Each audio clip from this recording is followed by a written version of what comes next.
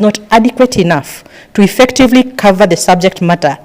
But I hope at the end of this workshop, we will have a solid understanding on the need to enact this law and embrace partnership from the national to international levels as we make our country and the world at large a safer and secure ecosystem that supports socio-economic development for our people.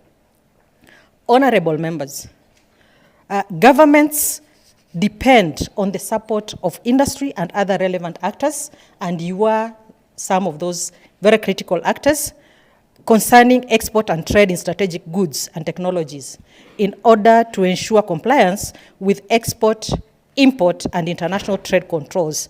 It is therefore in our government's interest to raise awareness and understanding of the controls among industry and other relevant actors to provide information and advice that will enable them to fulfill these obligations.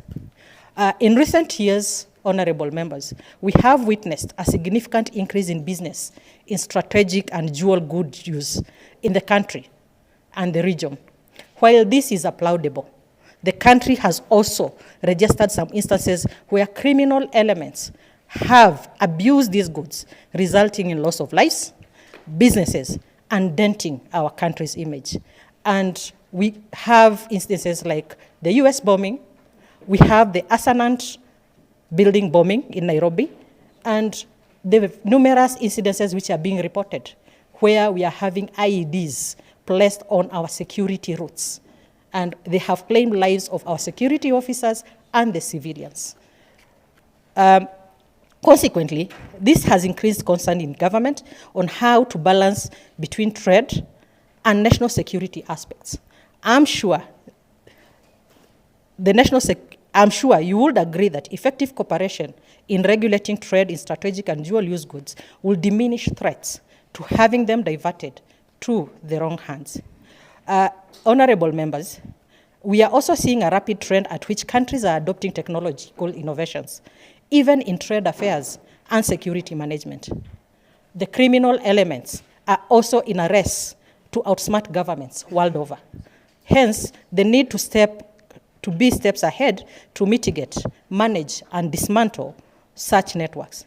As a country, we are at a point where we partner with those of like-mindedness to advance our trade and security objectives on the platform of respect to our sovereignty and national interests in order to be compatible with our progressively evolving environment.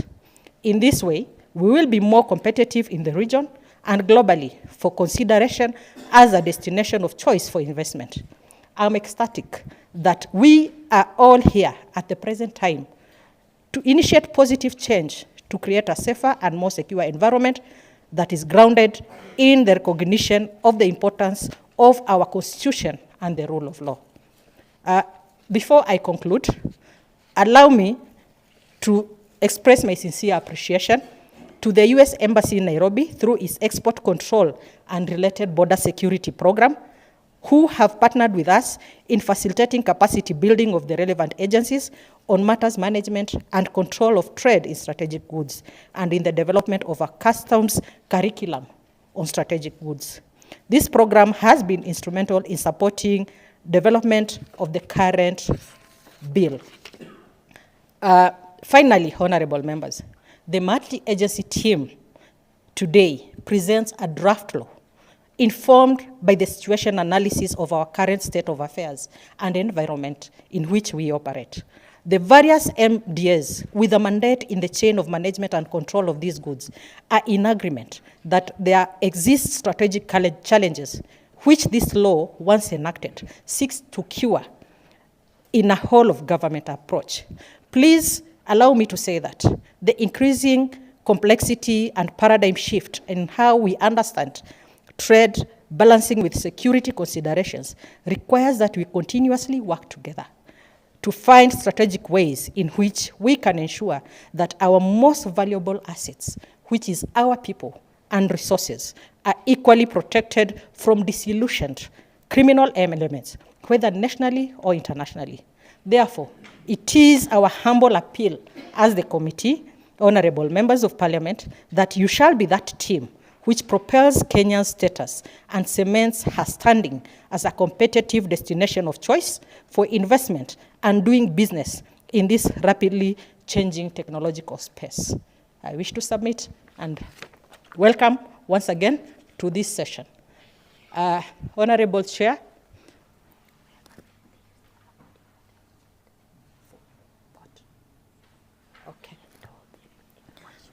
so at this moment, I also stand guided. I'm going to allow our representative, Mr. Port, from the US Embassy, and kindly use the other podium for your opening remarks. Yes. Thank you.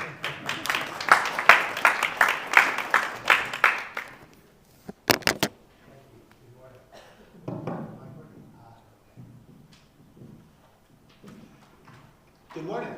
Good morning. To CS for Interior, Merkerman, distinguished members of the National Assembly, distinguished members of the Strategic Trade Controls Committee, representing so many entities of the Kenyan government, what my colleague Pam earlier referred to as the Dream Team.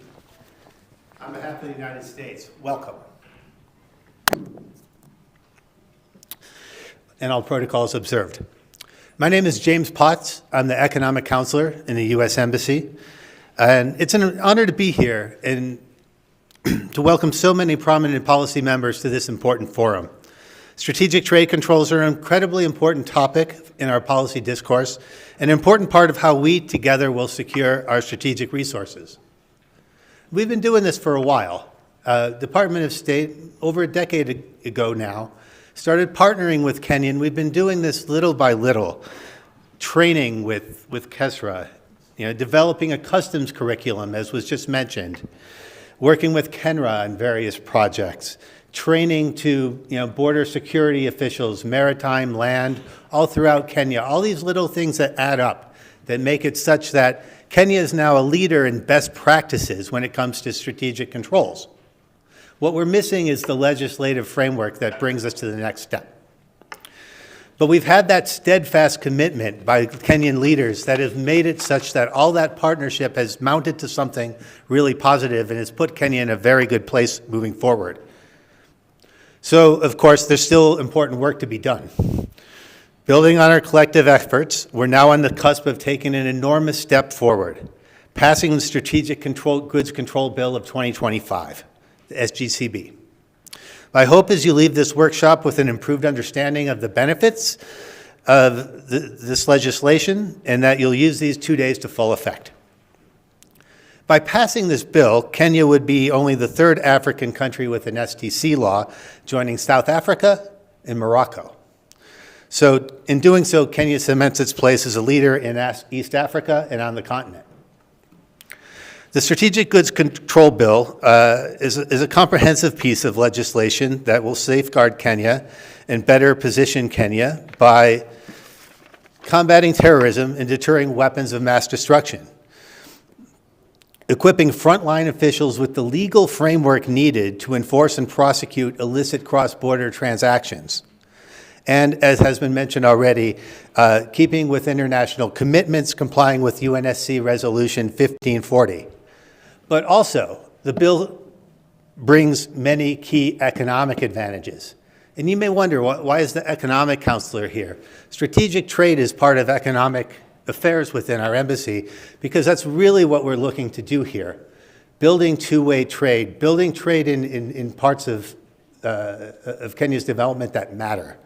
So this will signal to the global market that Kenya is a reliable, safe trading partner and a great place for conducting business. It'll facilitate the exchange of controlled goods, not just ones that have been mentioned, but going on to software, advanced technologies, semiconductors, and promoting foreign investment in these technologies, right? I mean, we're right on the cusp here in Kenya. We're right on the water's edge.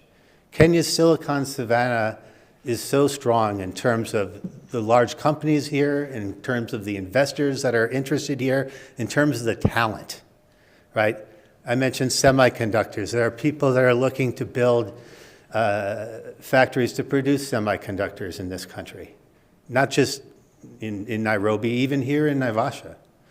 But you need to have the legal framework to make this possible so that investors are comfortable and that all those great Kenyan young engineers that are coming out of the universities have the opportunity to reach their full potential.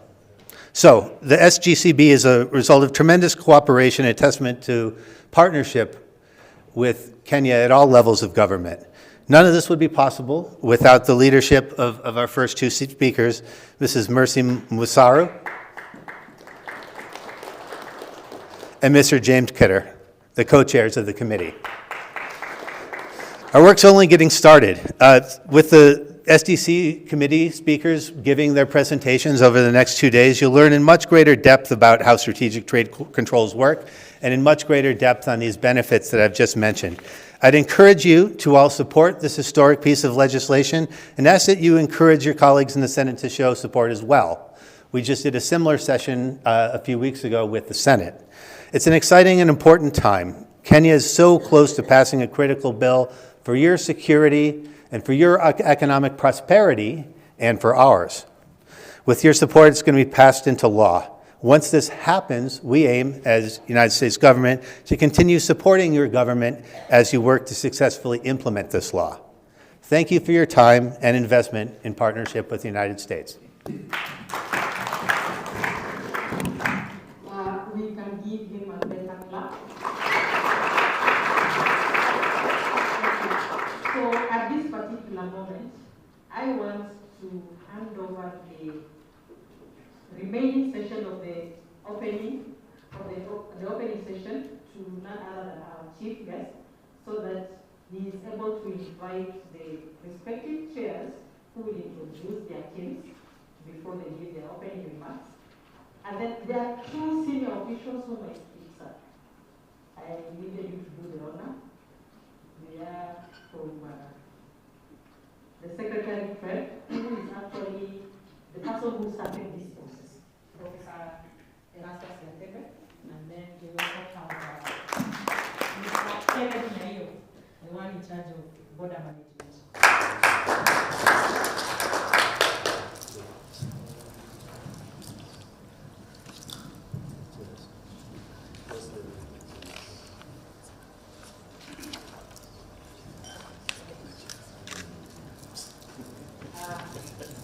Thank you. I've been given blessings by the chair. So before we move to the next chair, maybe Professor Gatebe and your colleague, you can say who you are.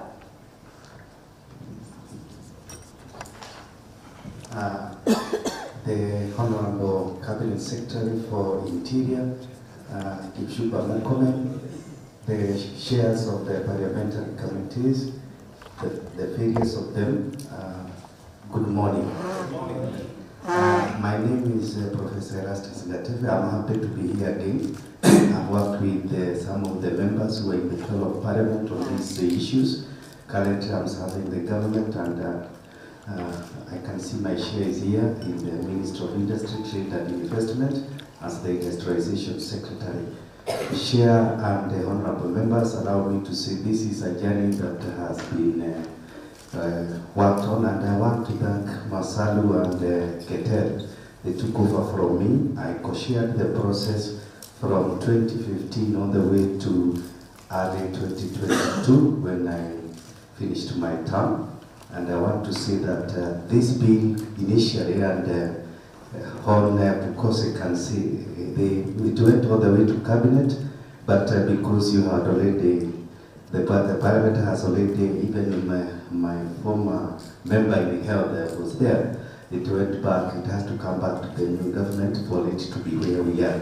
We want to thank you, your Honorable CS, for this and for your leadership, and our US Embassy members. We look forward to continue completing this process, and thank you very much. Thank you, Chair. Thank you, Professor.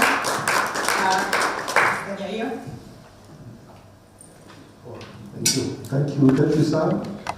For the members that we are meeting for the first time, my name is Kennedy Nyayo, Secretary in the State Department of Internal Security and National Administration. in charge of border management. Thank you, sir. At this moment, I have the pleasure of inviting Honorable Bernard Masaka Shimali, MP and Chair for Trade, Industry and Cooperatives, for his address to us.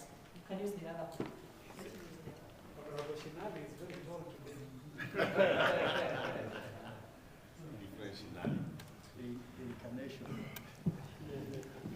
Thank you for the opportunity. The chief guest, Honorable Onesimus Kipchumba Murkomen, James Potts from the USA, my fellow colleague, members of parliament, everyone in the room, all protocols observed, good morning. I am not Shinali Bernard, but I'm here to represent him. I have the blessings to represent the chair of the Trade, Industry and Corporates Committee. And I also convey his apologies for being absent today. He had a function that had earlier been planned, and he was not able to put it off. But we are up to the task to represent him as members of the Trade, Industry and Cooperatives Committee. Secondly, under our standing orders, Standing Order 188 provides that when the chair and the vice chair are absent, the members present shall elect one of the members present to take the chair. So Honorable Mwalio, who is also a member of the committee, and I are present and have been elected to take the chair or the vice chair of the day. So I'm just the chair of the session, but I'm not the substantive chair of the committee. I must make it very clear. So there are two other members who are on the way, Honorable Afrend Mutua and also Honorable Joyce Kamene. They have confirmed they're actually on the way and they'll be joining us in a very short while. Let me also take this opportunity to thank the organizers for inviting us for this session. We are ready to listen, to learn, to engage on the matter before us today. I am advantaged or privileged to have interacted with the matter in the 12th Parliament, as Prof has said, in a conference that was held in Mombasa, and which included the committee that I serve in, where I also served in the last Parliament, and also the Committee of of Security. And I don't have much to say, but because the substance is on the way, as we are there and we are ready to take our part as the members of the Trade, Industry and Corporates Committee, as stakeholders, to take our part towards realizing the success and enactment of this law, very, very important law, which will protect us as the people, and of course, taking cognizant that we also need to protect trade that is legitimate and lawful. So with those very many remarks, I don't want to exceed there because a lot is coming and we'll be able to engage in due course. Thank you so much. And on behalf of the chair, we are ready as the members of Trade, Industry and Cooperative Committee to take our part in the deliberations and moving forward to Parliament. And I hope this time this law will be enacted. You know, the last time I think it came towards the tail end of the 12th Parliament, and the Parliament's time lapsed before we could enact it. Thank you so much. Thank you. Asante. Asante sana Mheshimiwa, and apologies for giving you somebody's last name. I hope he will also forgive me from wherever he is. And I'm glad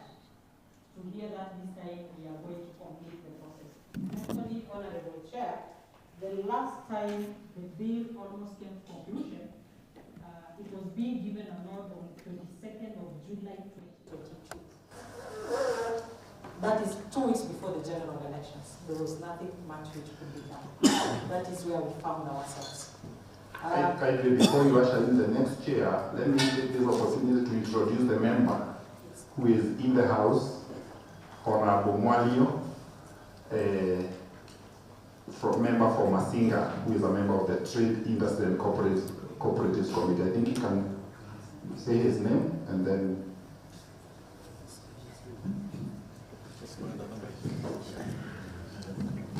Good morning, everyone. Yes, good morning, Nakaribu. My name is Joshua Mwalio. I'm the Member of Parliament for Masinga constituency and a member of the Trade Committee. I'm privileged to sit under you today so that I can listen to the regulations that you want us to, the bill that you want us to enact in Parliament. So we are in a learning session. So because I'm hearing for the first time, I'll be very keen to listen. Thank you very much. God bless. Thank you, Mheshimiwa. And with him, their support team from that committee. Maybe you can just wave to the members.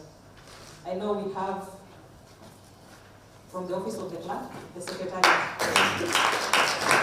Thank you and welcome. So at this moment, Honorable CS, allow me to invite Honorable Dr. Charles Nikal, who is James Nikal, who is the chair for the Departmental Committee on Health. Thank you, Sana Mheshimiwa.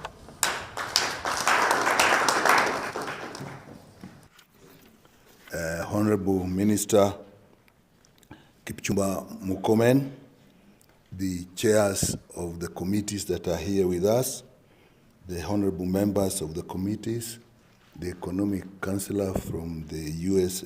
Embassy, and all the members from the departments and agencies that I think constitute the Security Goods Committee, Control Committee, and all our secretariat.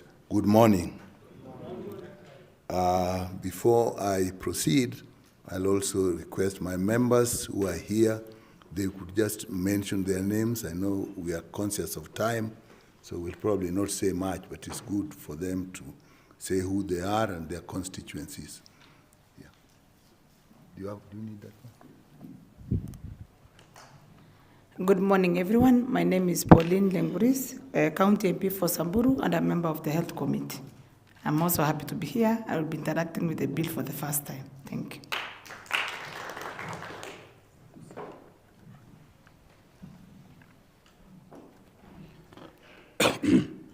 Waziri and my colleagues. My names are Dr. Robert Bukose, Member of Parliament, Endebess constituency, member of the Health Committee. I'm also the Vice Chair of the Budget and Appropriation Committee. I'm the immediate chair of the Health Committee. Thank you. Good morning, Waziri. My name is Julius Sunguli, MP Kilgoris, and a member of the Health Committee. Happy to be here. Good morning. Professor Guyo Jaldesa, Member of Parliament, Moyale constituency, and member of Health Committee. Thank you. Good morning. Duncan Maina Madenge, Member of Parliament, Nyeri Town constituency, and a member of the Health Committee.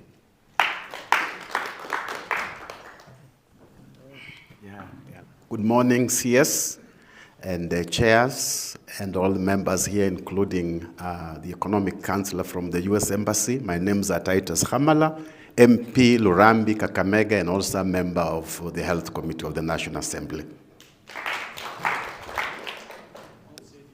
Good morning. My name is Mary Mainge, Member of Parliament for Moya constituency, and a member of the Health Committee.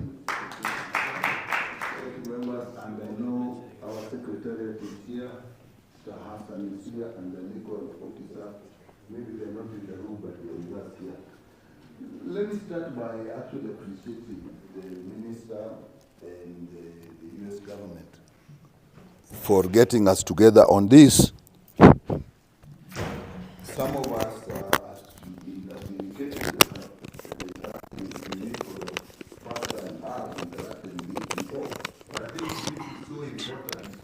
this bill is so important that to take opportunity to get us together and practically with these technical people here to make us understand what it really means, the substance of it, the science of it, before we make the law.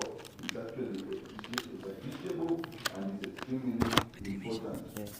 These strategic goods, when we are looking at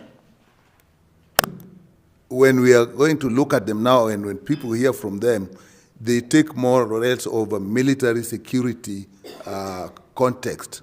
But many of them are actually things that are in our daily use. So it makes it very, very important that we understand what we are talking about, and so that the law makes a very clear distinction when we are in danger and when actually we are actually in civilian use that is important for health. Unfortunately, these are the same articles or products that are also used for weapons of mass destruction, in terrorism, and even in war. And sometimes it's not the actual article, but just the precursors of the same article, which can be brought in, not as a full article, but as a precursor, and very easily changed into extremely dangerous weapons. And they are of all natures. Some are chemical, nuclear, biological, and so on. And you see, we are very well represented here as a committee, because in any case, Mr. Minister, anything that goes wrong in a society at the very end is a health matter. Anything. Even if it's a car, it's a bus that has collided with another one, even if it's fire, even if it's a flood, even if it is a drought, eventually it becomes, even if it is riot, it becomes a health issue. So that's why we're here. And then these things, again, as I said, they are used a lot. You find them in health. We are using them in health. They are in trade. They are using them in customs. We are using them everywhere, so that it therefore becomes easy for people to get hands on them, leave alone import them officially, so that they can be easily availed. And to that extent, they know no borders. So they are internationally smuggled, internationally imported. So it is therefore important that we have some laws about them, starting with international laws, this Security Council Resolution 1540. But even if you have that, it is important that we then have national control within the country. And I think that is where we come in. And as we had before you came, we have about 5 laws that are actually touching on this, so that when we are looking at this particular bill, we will have to see how it interacts with that and where we need to make amendments in the other laws. And it's not just in the laws, it will also be in our interaction, how the various people in the various departments interact when they are going about their normal legal businesses. So people who are at the port and using radiation equipment have to relate somehow with people who are in hospitals and using radiation equipment, just for example. So this is an extremely important thing, that we have our own laws. But even when we have the laws, Honorable Minister, it will also be important how we adhere to these laws. I think that will be the biggest challenge. And in that aspect, it's good that we are all here. That makes it easier. Mr. Minister, there's even a much bigger aspect. The international adherence to the international laws. Our laws may be perfect, but how do we relate? You may have situations where we adhere to our laws, but maybe our neighbors, our countries don't. So these are issues that I think at this level we have to look at. I'll use a little bit of my experience in this context. I'll, for example, talk about the smallpox germ. The smallpox was eradicated in about 1979, but the US laboratories and the Russian laboratories were allowed by WHO to actually own them. And it reached a point when it was felt that actually we now know enough about them, everything should now be destroyed. It has been the most difficult thing to do. And now the US is quitting the WHO.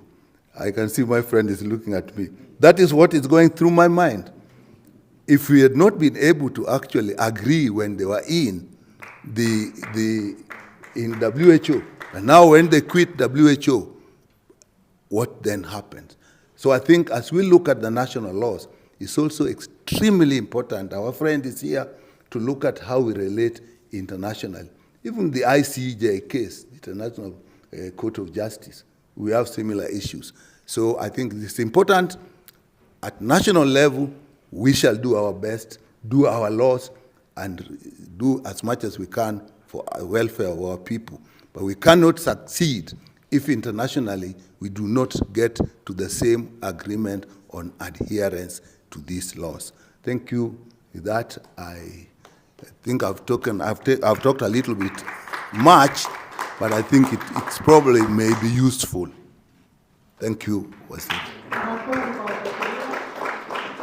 Thank you, Dr. Nikau. And at this particular moment, allow me to invite Honorable John Kiaria, who is the Chair for Communication, Information, and Innovation.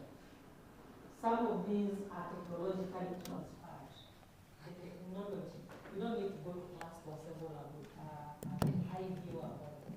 You only need to go to the internet and you follow the instructions and you become instructive to us. Karibu sana Mheshimiwa. Waziri Interior Mheshimiwa Onesimus Kipchumba Murkomen, Consular from the US government, Mr. James Potts, my colleague MPs, my colleague chairs, and all the participants at this meeting, good morning. Waziri, our Committee on Communication, Information and Innovation is represented here by members of Parliament that I shall be introducing soon after I make these remarks. This Committee on Communication, Information and Innovation prides itself as a committee of the future. We know that jurisdictions out there are forming committees of the future to attend to matters like what has been presented to us this morning. And Waziri, you bring us and convene us here to have a conversation on a critical piece of legislation that you would like for us to consider, probably put some bills on, and pass to become an act of parliament in Kenya. And the lenses that we are wearing as the committee of the future, looking at this law, are two lenses, Waziri. The first lens that we want to wear is a lens of recognition that we are living at a time of great disruptions. Disruptions that are occasioned by advancements in technologies, and especially at this time, we are talking about the advancements in the fourth industrial revolution that are heralded by artificial intelligence, the Internet of Things, blockchain technology, and all these new emerging technologies. And when we, as a committee, consider these matters, Waziri, we are realizing a number of things. One, of course, that legislation is having to play catch-up to technology that is moving pretty fast. We are realizing that we are at a time when these disruptions might not need traditional ways of legislating. The matter you bring to us could even be more grossly compounded by some advancements that we are observing as a committee at a time when we know beyond the weapons of mass destruction, humanity is already actively producing autonomous weapons. Weapons that do not require any human interventions for them to deploy. Now, when we talk about strategic goods that are available in the country for good use in health, probably in some chemistry lab, and so on, we also realize that advancements in technology today are also offering a lot of information. This information can be availed in the proper web, but it can also be availed in the dark web. The observation that we are making here is that any new technology, just like a tool, comes with great promise, but it also comes with great peril. So we are wearing the lens that understands that what we are seeking to do is dig out that good that would be advantageous to our country while doing away with that peril that poses risk and at times even existential threats to humanity. The second lens we wear, Waziri, is an observation that we are making as a committee of communication, information, and innovation, that in this new world, we probably might not need to micro-legislate on every matter that comes our way. So as a committee, in this session of Parliament, we have been combing through the laws to see what is that law, legacy law, that we can repurpose for new use. What are those new old laws that we need to retire? And what are those laws that we need to probably combine to come up with super laws? Because in the advancements that we are seeing, if you micro-legislate, you will end up making laws every day that speak to very minute issues on very diverse topics, and by the time you're done legislating on those laws are already obsolete because technology has already taken off to a new place. Finally, Waziri, it is a recognition that we have made as a committee that we are here in Naivasha because we are seeking to capacity build. This capacity building cannot be waiting for you, Waziri, to convene us. It cannot be waiting for the US Embassy to be interesting us on topics. We are realizing, and I was mentioning it to Mheshimiwa James Nyikal, that at this time, parliaments will only be effective if they can form specializations and specialized office that support members of parliament as they go about the business of legislation. In my mind, Waziri, I am thinking of a parliamentary office on science and technology that would be so critical at this time to inform members, even as they debate issues on the floor of the House. Because you realize that as a member of parliament, every waking day, you are required to legislate on everything and anything. In the morning session, you could be debating about aflatoxin in maize. The next session, you're debating about diapers and the incumbent taxes that come with the finance bill. In that regard then, each member becomes very handicapped when they have to go to specialized topics of discussion, and especially those that have to do with science and technology. I say this because as a committee, even as we are enjoying the wonder that is being heralded by new technology, we are realizing that we will also have to be very careful in this age of artificial intelligence. Even as we talk about machine learning and robotics and artificial intelligence, maybe as humanity, maybe as a country, as we consider artificial intelligence, we might also want to consider natural human stupidity. And I say this because we know the moment we put out this law out there, there will be people waiting for us to just propose the law. And you shall see a lot of misinformation, disinformation, malinformation, fake news. And some of it will be propagated even from newsrooms, because we are realizing that in this new world, even as machines are getting smarter, probably humans are getting more stupider. And I think with the Parliamentary Office on Science and Technology, we might be able to develop laws that speak to the soft issues in science beyond the brick and mortar, because beyond the development and the deployments, I believe that there are 4 key issues that we need to consider as a country, Waziri. As we advance into this new world of technology, we need to find a way of bringing back 4 critical issues. 1, How do we get our people to have more critical thinking?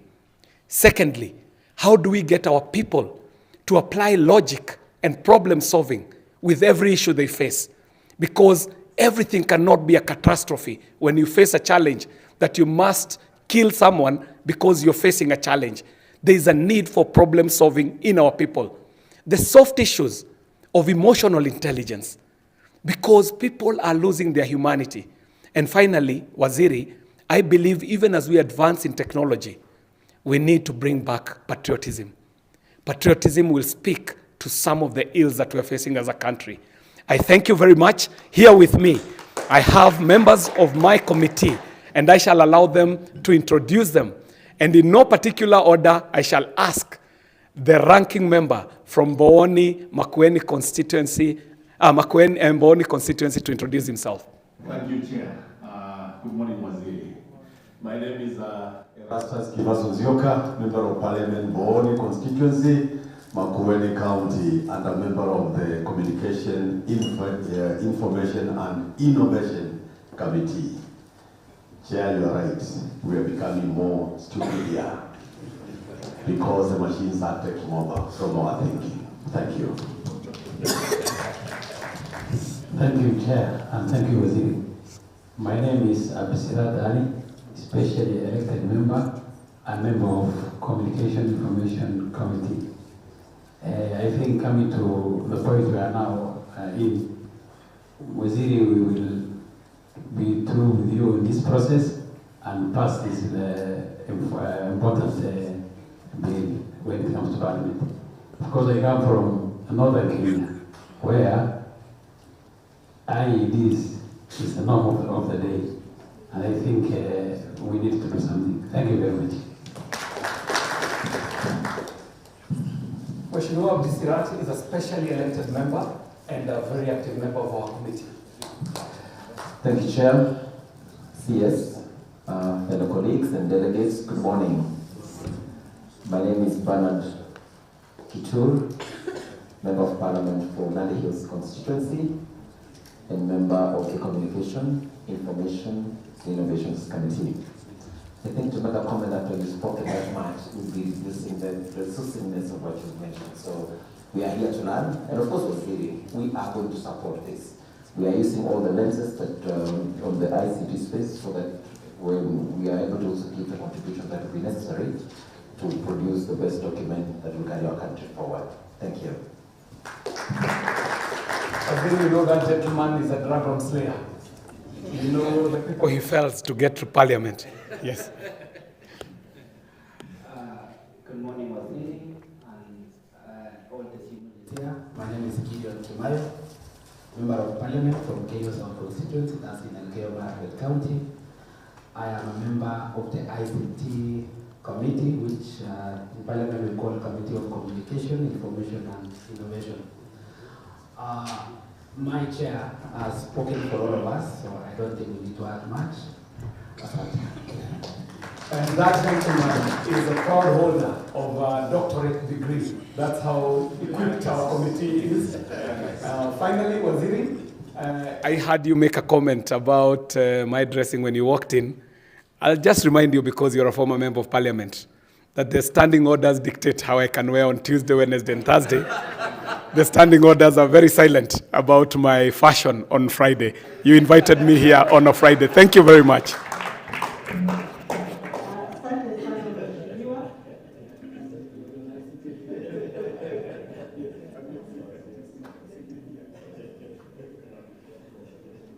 He has actually put it in a layman's language, but it was deep about how Kenya as a society, I think our discipline level on technological exploitation is lacking and wanting. And it has been a clarion call, especially more so for the public officers, whereby we need to bring back what we call government to government, patriotism, nationhood. It has been a clarion call, and it's a clarion call for anybody who holds a public office, because we only have one Kenya. We have nowhere else to go. This is our motherland, and we must protect it. At this moment, I'm honored to invite Honorable Raso Bido Ali, who is the Vice Chair for the Departmental Committee on Administration and Internal Security. Karibu sana mheshimiwa.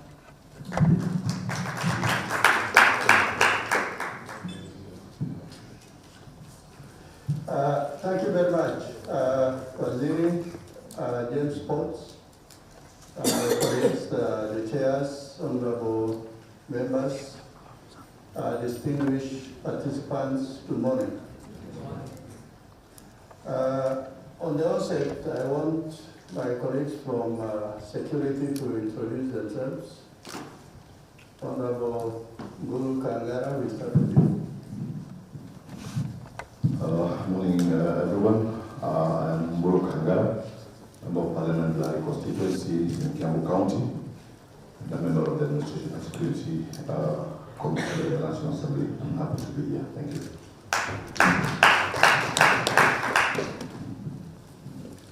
Waziri, all protocols observed. My name is Oku Kawinya, member of Parliament for Tesono in Busia County, and I'm a member of the Administration and Internal Security Committee.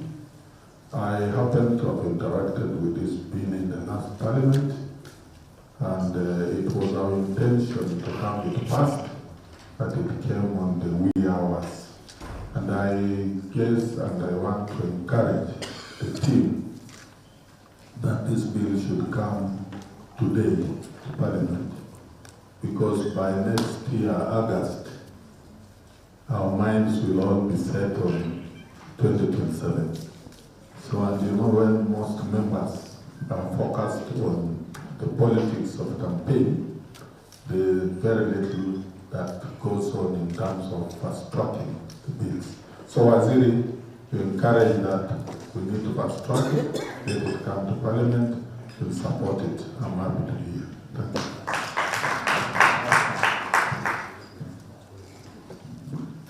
Thank you, Waziri. My names are Adoma Uwar.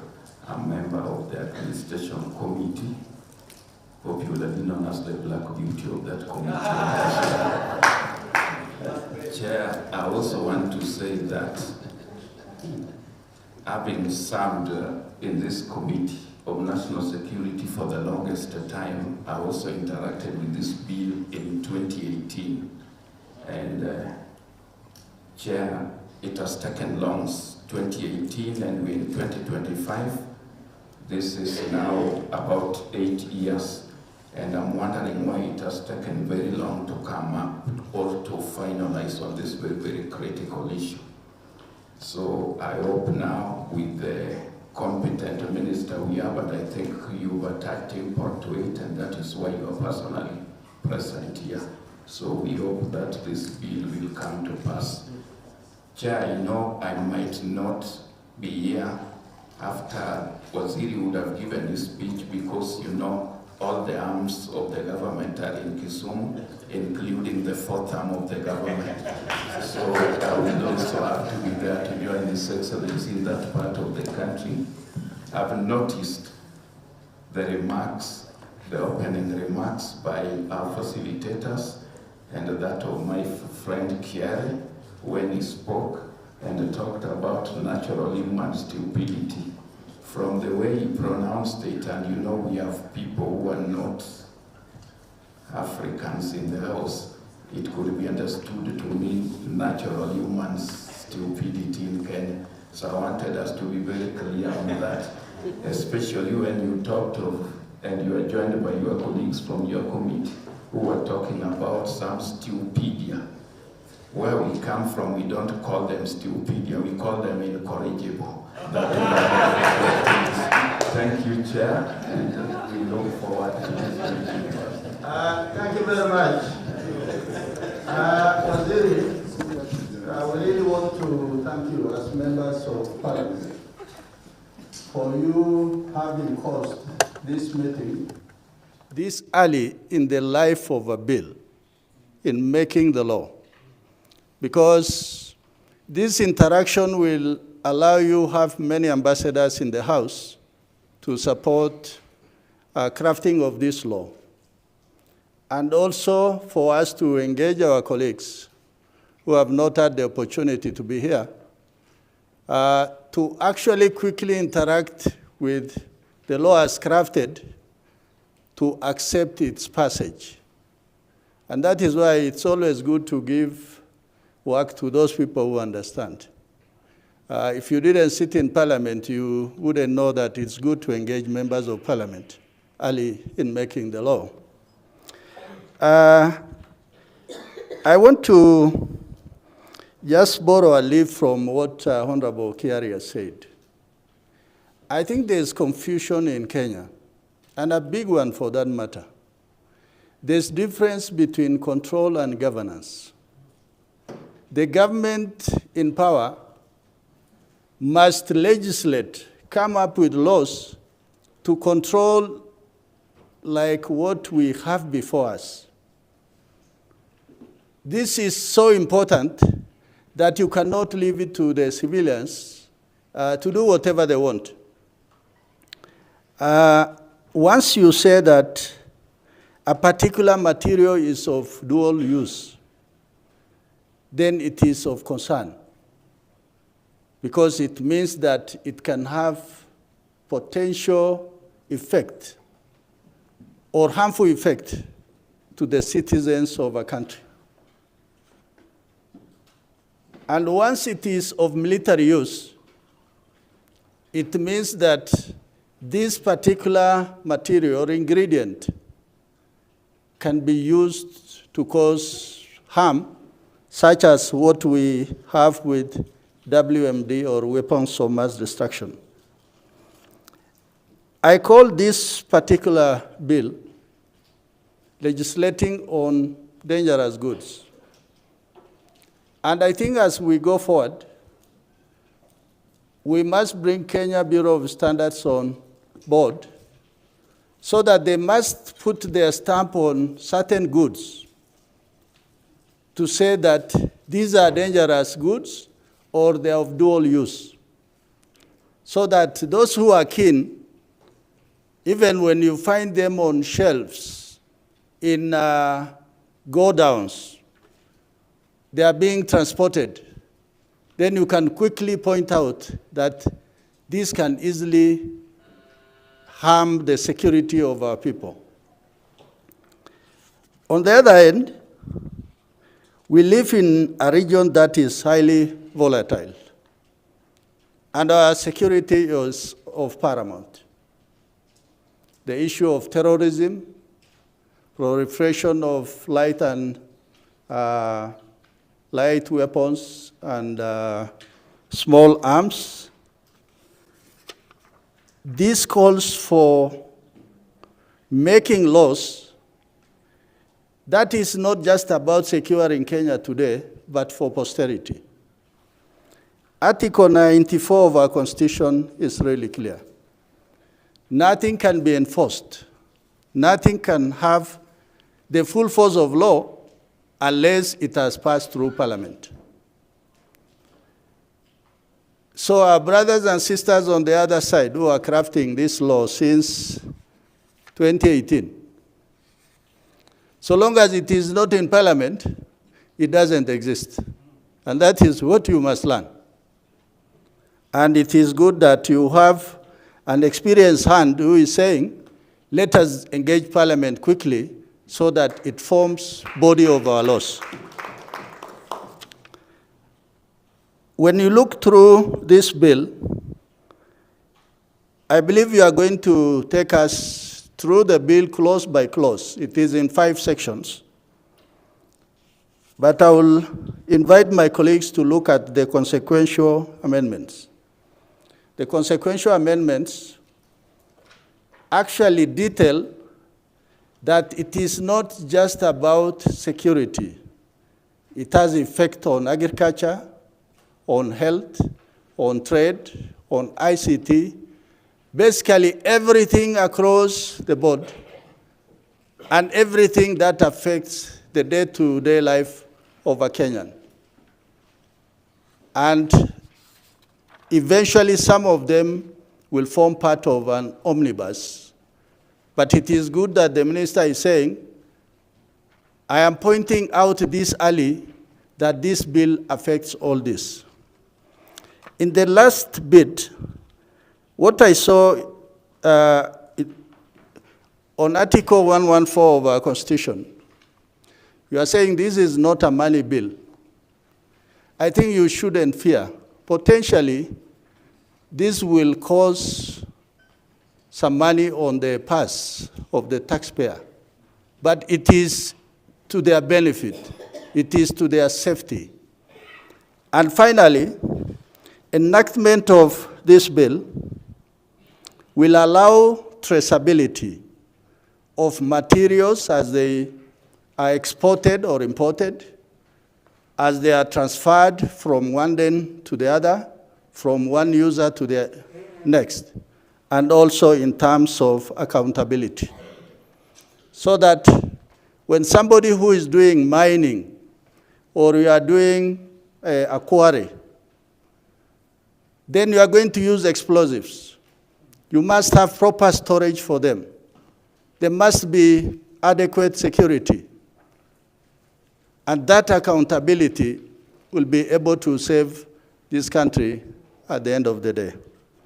With those remarks, I want to thank my colleagues and also the minister for having caused this workshop. We want to really listen to you. I am among those who actually rejected this bill in the last parliament, because we thought that in the dying days of the life of our parliament, we thought some people were being very smart to just shelve such an important legislation and burden Kenyans for no apparent reason. But I think now you have found the right track to engage us in a smart way so that eventually we support it and make it the body of our laws in this land.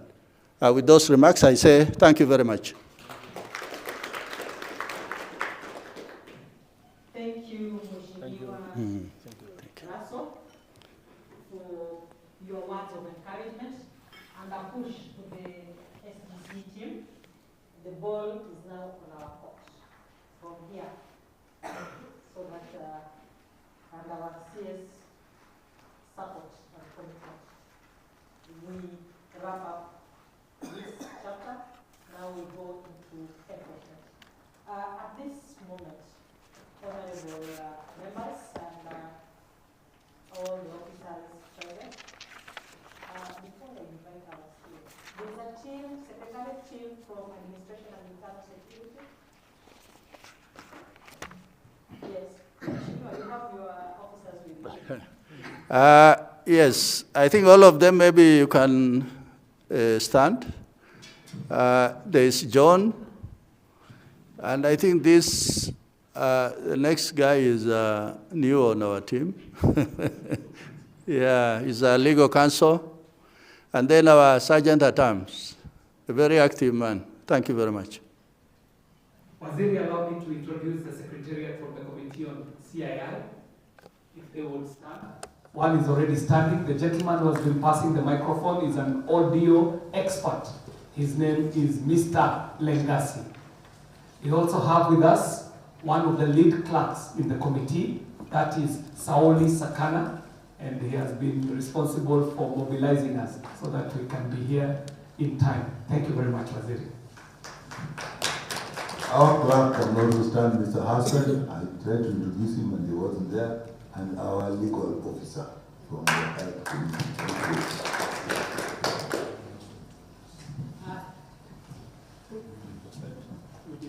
You did.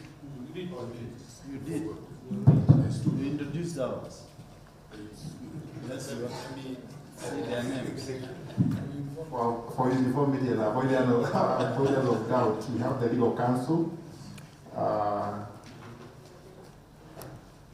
Madam Doreen, and then we have also Carol, one of the lead clerks in the committee, ably serving in the committee. Thank you so much. Thank you, Waheshimiwa. And also with us is the team from Naivasha Security Committee. led by the DCC. I know some of them are out, and we actually activated them last evening. So you are safe and secure in this place until you exit and you land into another jurisdiction. Okay. At this moment, ladies and gentlemen, with a hearty clap, let us invite our chair, none other than our Cabinet Secretary for Interior and National Administration, for his address. Thank you very much, Mercy. The chairs of the committee present who are here, Dido Raso, who is the chairperson of the vice chairperson of the Departmental Committee of Administration, Mr. John Kiarie, Honorable Chairperson for Departmental Committee of Communication, Information and Innovation, Honorable Dr. James Nyikal, who is the Chairperson of Health, and Honorable Robert Kishimu, who is representing the Chairperson on the, for the Departmental Committee of Trade, Industry and Cooperatives, Honorable members present, Mr. James Potts, the Economic Counselor from the U.S. Embassy, senior government officials present, ladies and gentlemen, good morning. Good morning once again. It's always a great pleasure for me to be in the presence of honorable members. I get very nostalgic about it because it's just the other day that we were together. People like Honorable Dido Raso, we spent time with Kiarie Gishimu in some of these hotels here outside our parliamentary duties, conducting different political issues here and thinking about the country. Little did I know that I will be exiting Parliament to serve in this part of the government, which is the executive. But I'm very happy to be here, and I'm also very happy that there is a very significant turnout in all the committees invited to come here. It's not easy to get honorable members of Parliament, especially on a Friday. This is really great sacrifice on your side, and it shows that you give a lot of consideration to this business, and particularly the importance of this subject that's before us. Allow me to start by thanking you for joining us today to discuss the Strategic Goods Control Bill of 2025. This bill is the culmination of years of robust engagement by various public agencies, partners, key stakeholders to better manage and regulate the trade of strategic goods in Kenya. The work of this bill began over a decade ago, precisely on the 10th of March of 2015, when the government resolved to take proactive steps to manage chemical, biological, radiological, and nuclear materials. This commitment led to the establishment of the National Chemical, Biological, Radiological, and Nuclear Reference Center and the development of strategic trade control laws tailored in CBRN risks. These efforts build on Kenya obligation under international treaties, including Biological Weapons Convention, the Chemical Weapons Convention, the Nuclear Non-Proliferation Treaty, and the United Nations Security Council Resolution 1540, which requires all the UN member states to prevent the spread of weapons of mass destruction, their delivery systems, and related materials.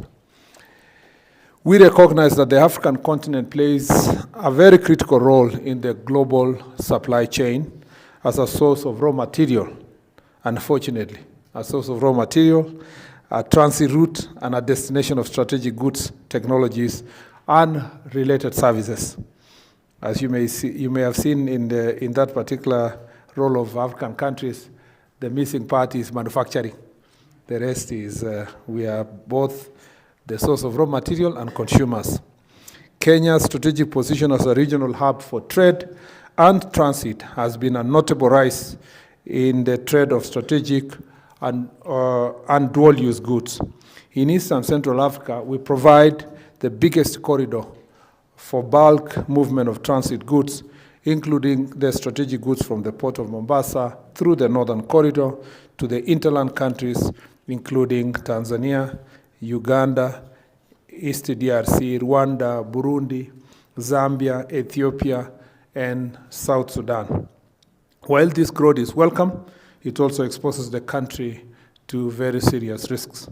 Criminal and terrorist elements have previously exploited these goods, leading to tragic consequences. The 1998 US Embassy bombing in Nairobi remains a painful reminder, as does the fertilizer-based bombs attack on Moi Avenue in 2012, which claimed 33 lives and injured much more.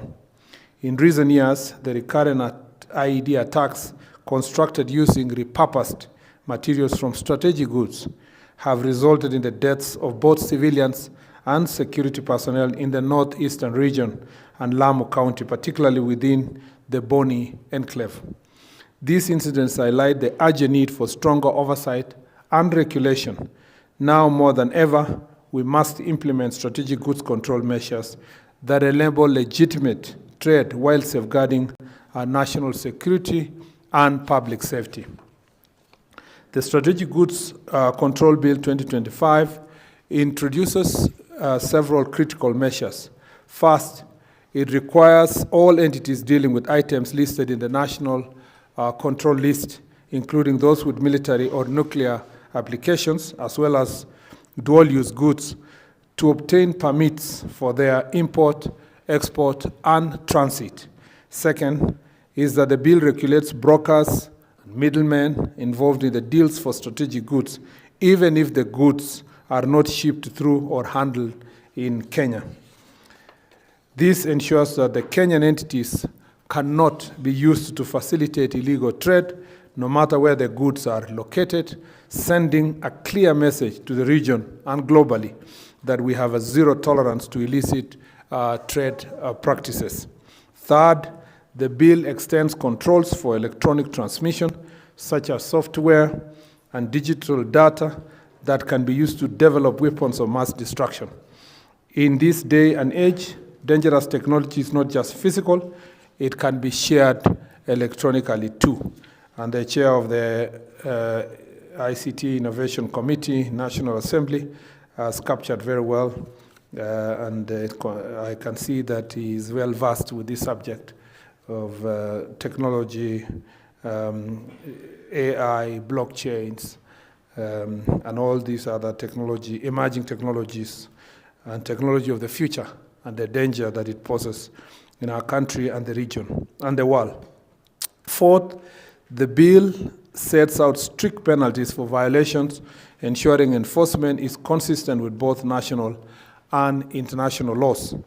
Honorable members, the Strategic Goods Bill 2025 establishes a comprehensive system to regulate the trade of strategic goods, including dual-use items, munitions, and materials. They could be used in the development of weapons of mass destruction. The bill is designed to strengthen both national security and economic opportunities for our people. It will help align Kenya with international trade standards, making the country attractive to global partners, and also improve access to emerging technologies for peaceful and innovative uses. The bill also enhances border control to prevent smuggling and unauthorized diversion of sensitive material, while supporting peace and security by limiting access to such goods by terrorist groups and organized criminals.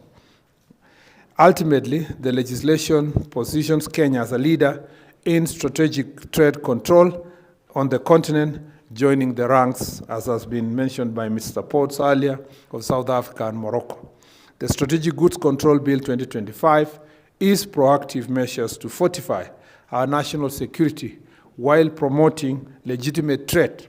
It reflects our commitment to international obligations and our determination to prevent the misuse of strategic goods.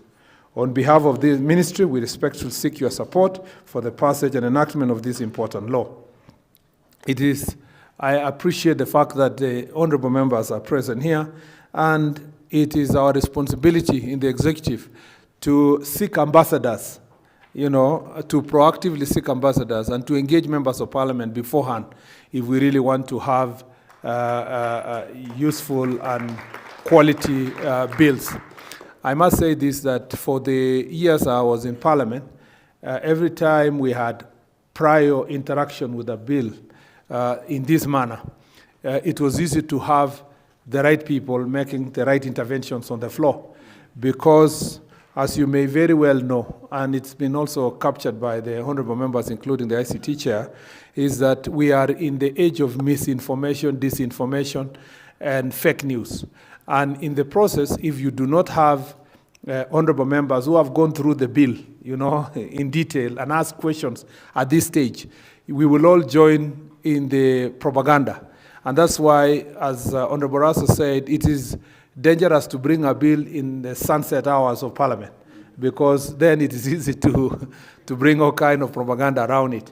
We also saw in the last year's conversation in the finance bill that in the end, we all talk about the consequences of the protests that ensued as a result of that bill.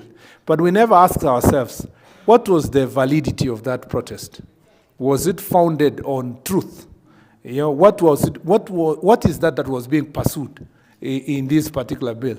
In the end, we have dragged our young people to the streets, but purely on disinformation, misinformation, and fake news. In the end, there is a verse in the Bible that says, if a man must die, you better die for the truth. It must not be that you are dying because you are committing a sin. So in the end, you find many people are acting, and sometimes rationally and sometimes irrationally. Then it leads to unintended consequences, only because the whole information was founded on fake news. And then you ask yourself, in the end, what was the legitimate objective that was being pursued that one would sacrifice their life for? It is important that we do our best to ensure that the right information is on the floor of the House. I have personal experience in Parliament that, and maybe exaggerating this, but it is almost truth, that I suspect less than 10% of members of Parliament get to read a bill. It's less than 10%. And I am saying this having been a majority leader. Even as a majority leader, if you are given 5, 6, 7 bills, it's very difficult, in many cases, to read all of it. So you go for the salient features. And most of you look at the memorandum attached behind, then you look at it. Then you wait for the next rumor. And so if there's a rumor in town that this bill is being sponsored to finish the people of your constituency, then suddenly that becomes the position.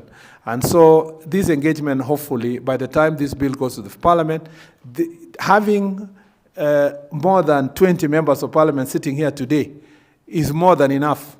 Because in the first place, the most critical bills in Parliament are passed by less than 50 members of Parliament.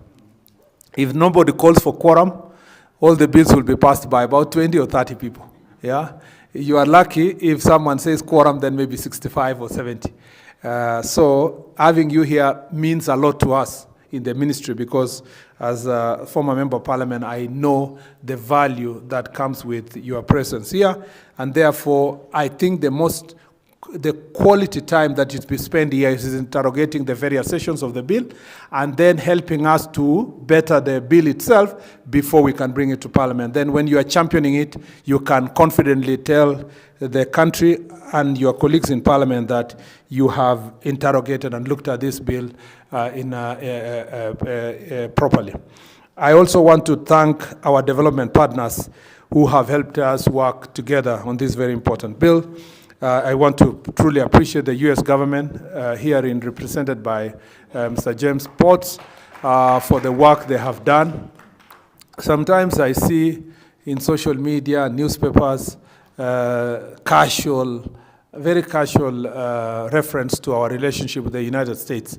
I think it's important for the people of Kenya to know that the relationship between Kenya and the US is deep, and that we have very strategic partnerships, particularly in the security sector.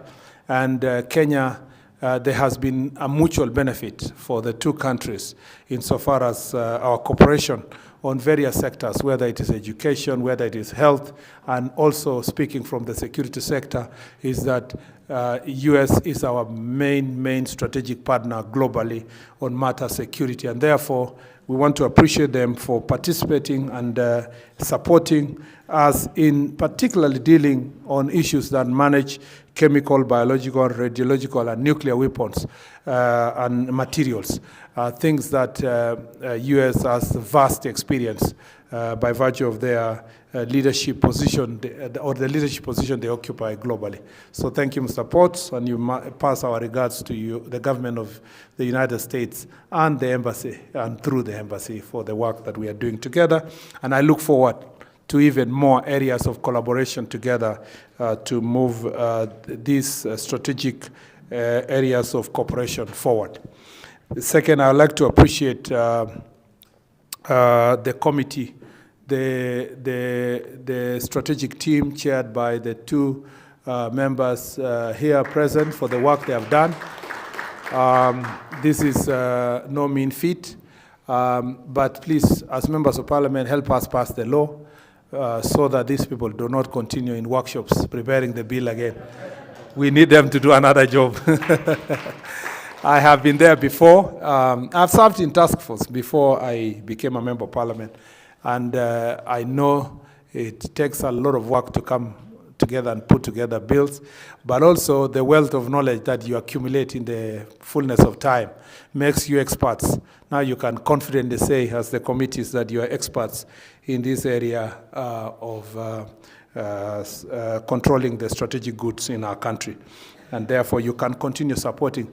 I had Honorable Kiarie ask for support in Parliament. Also, some of you who served here may also get a job to go and head that departments or strategic think tank within Parliament through the Parliamentary Service Commission, if you get that chance to go and serve and advise. I know, and I must say here, I know our staff in Parliament, our clerks, lawyers, and strategic advisors in Parliament are some of the best in the world. So those of us who have proposed bills, sometimes you want quick write-up on a bill, including a bill like this one, without the presence of a very strong supportive staff, parliamentarians may not be able to do their job the way they would like to do, because they are busy people going to their constituencies, coming back to Parliament, juggling between work in the Parliament and outside, and I think our staff do a fantastic job. And thank you very much. Being with honorable members also in such a very strategic and important week makes me think that once we are done with this bill, I may want also your support, Honorable Raso and your colleagues, we think through another bill, and particularly around, I think the country has been grappling with the subject of enforced disappearance. And there has been many questions that has been asked around this subject, particularly on cases of kidnappings and abductions.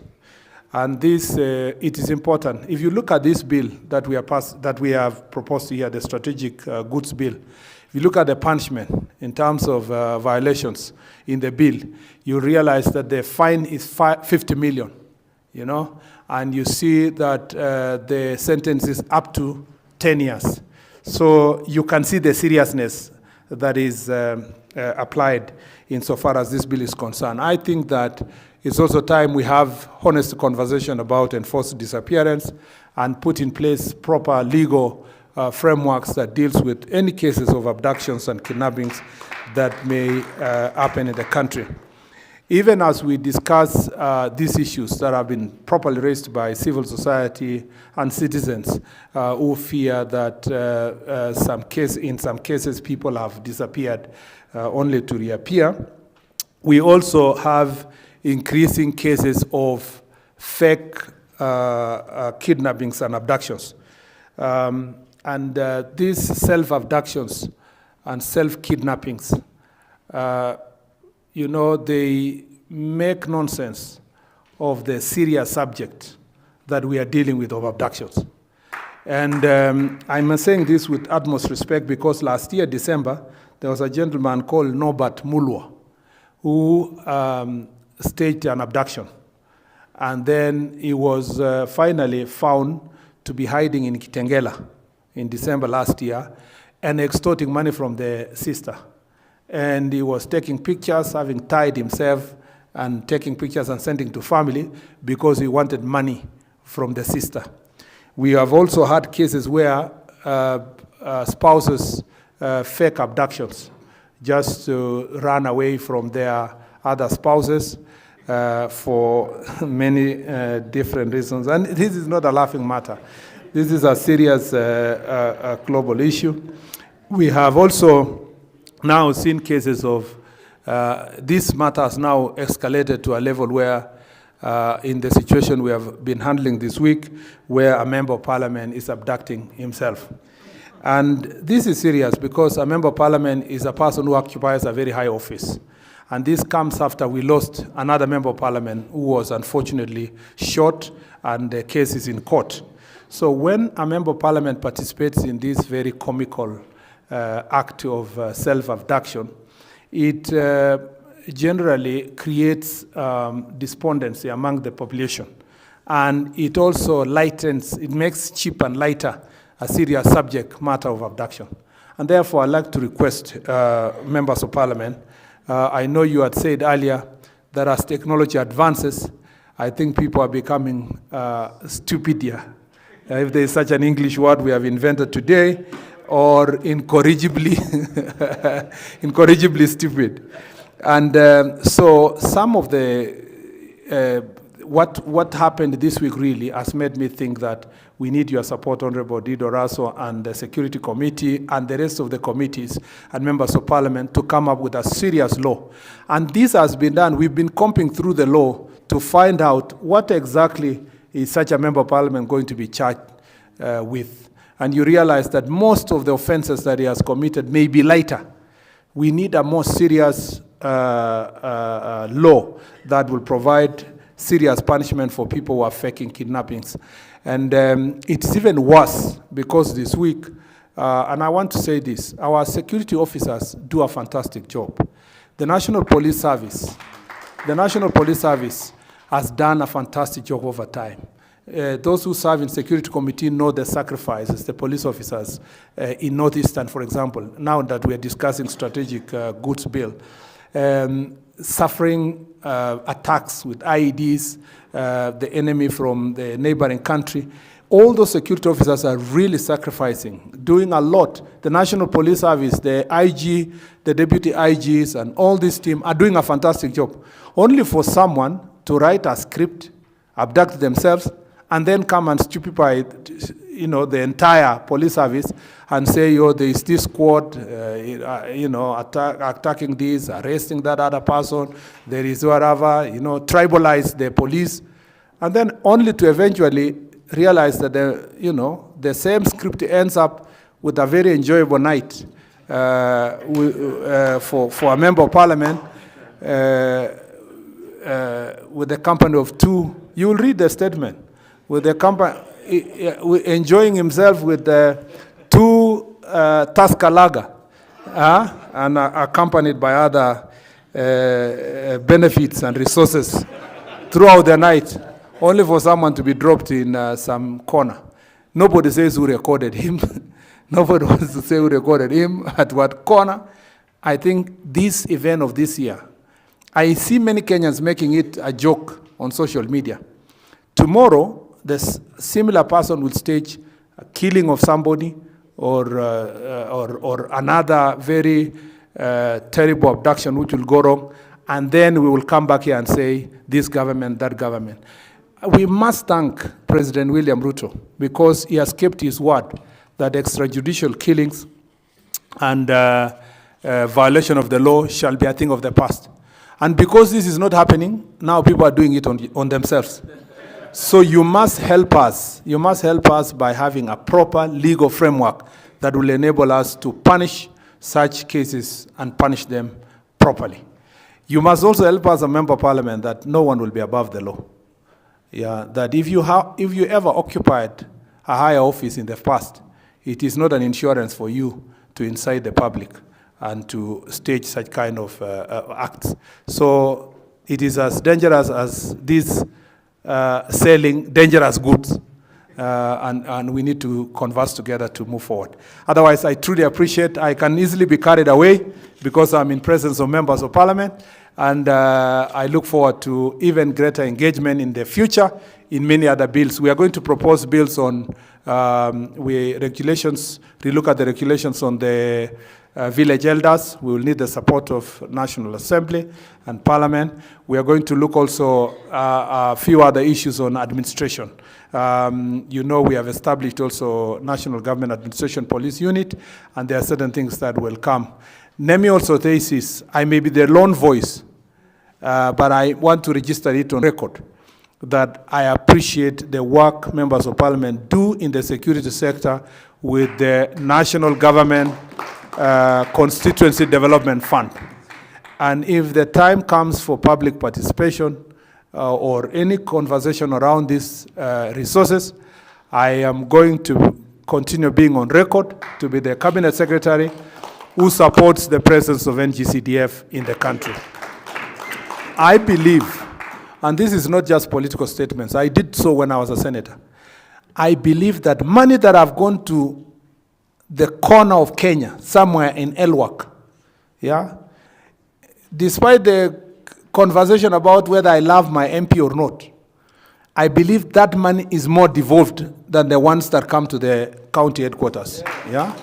And so, if those resources are being appropriated by locals in a village in certain corner, and they are saying we want to build this police station, we want to build this chief's office, we want to build a sub-county office, I don't think it is right for us to say, return that money back to Nairobi, so that we can now all of us go and queue in the Ministry of Education to beg for money for classes, the Ministry of Interior to ask for money for police station, Ministry of Agriculture to ask for this.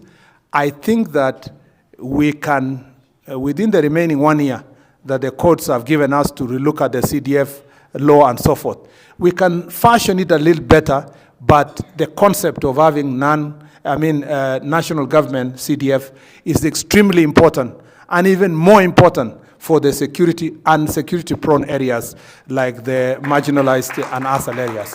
So my voice, I will be giving my voice both as a cabinet secretary but also as a citizen of this country, that these resources need to go further, not to come back. And we need, as I sat in the task force on devolved government, so I was part of the people who drafted the 6 laws for devolution before I became a senator.